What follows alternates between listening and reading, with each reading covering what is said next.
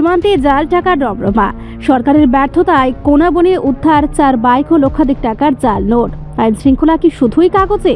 সীমান্ত এলাকায় আবারও চাঞ্চল্যকর ঘটনার সামনে রাজ্যবাসী।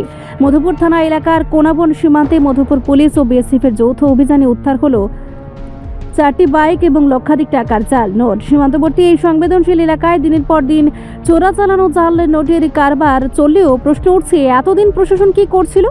স্থানীয় সূত্র জানা গেছে, সীমান্ত দিয়ে নিয়মিতভাবে বাইক ব্যবহার করে জাল টাকা ও অবৈধ সামগ্রী পাচার করা হচ্ছিল।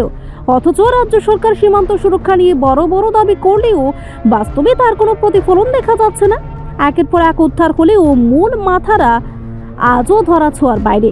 এই ঘটনায় ফের প্রমাণিত রাজ্যে আইন শৃঙ্খলার চরম অবনতি ঘটেছে। সাধারণ মানুষ আতঙ্কে দিন কাটালেও সরকার ব্যস্ত শুধুই আত্মপ্রচারে। সীমান্ত এলাকায় পুলিশের টহল, গোয়েন্দা নজরদারি এবং প্রশাসনিক ব্যর্থতার দায় কে নেবে?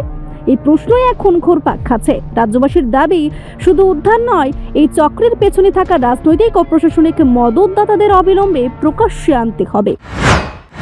সকালে এক গোপন সংবাদের ভিত্তিতে 49 ব্যাটালিয়ন বিএসএফ, কামথানা বিউপি এবং মধুপুর থানা এক যৌথ অভিযান চালানো হয় কামথানা বাজারে, এবং সেখান থেকে আমরা 163 রাইস ব্যাগ রিকভারি করি এবং তার ঘটনাস্থলে সিজ করি। তো এখন এটা কোর্টে সিজার লিস্ট পাঠানো হবে এবং তার প্রসিডিং চলবে। আমি এইটুকুই বলতে চাই, যারাই যুক্ত আছে তাদের এগেনস্টে যথাযথ আইনগত ব্যবস্থাও নেওয়া হবে। তো এই অভিযান আমাদের বিএসএফ এবং মধুপুর থানার উদ্যোগে এই অভিযান সমন্বয়ে জারি থাকবে।